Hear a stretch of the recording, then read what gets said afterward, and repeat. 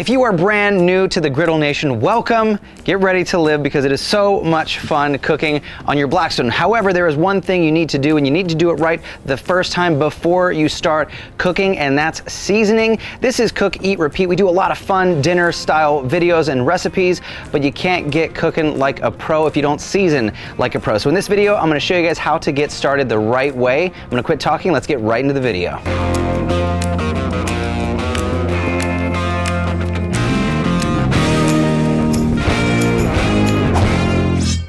Once you've opened up your Blackstone Griddle, you've put it all together, now you're ready to do one of the most important things in the griddle process. Now we're gonna take the packaging off of the surface, and if you want to, make sure to clean off any debris. You can use a little soapy water if you want to. Just make sure it's cleaned and primed. Now we're gonna turn all 4 burners on to high.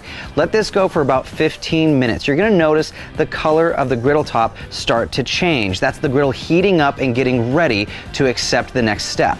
The Blackstone Griddle Seasoning and Cast Iron Conditioner is a perfect recipe to get the best results. Now we're gonna take our tongs and a bit of paper towel, and we're gonna add a thin layer. When I say thin, I mean thin. You want it to be shiny and glossy, but not pooling up. If it bubbles or it's like pools of the liquid, it's gonna cause an uneven surface. Now let this burn off for 15 minutes. It's gonna smoke a lot. That's just the compound breaking down, becoming a polymer, becoming one with your griddle top, and that's what you want. And we're gonna do this again, very, very thin layers. Get the sides, get the front, every single square inch of your griddle top. Let it burn off about 15 minutes or so. You'll notice the smoke starts to slow down as the oil breaks down completely. Then we're gonna do it again.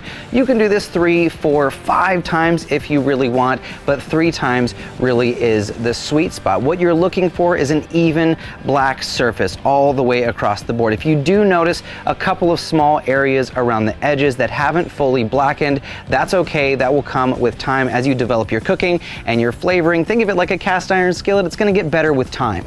We have a Blackstone. We have a Blackstone at this point. By all means, you can start cooking if you want to, but I do have one extra little trick I learned from my good friend Blackstone Betty. I'm gonna take some yellow sweet onions and chop them up. It doesn't matter what they look like.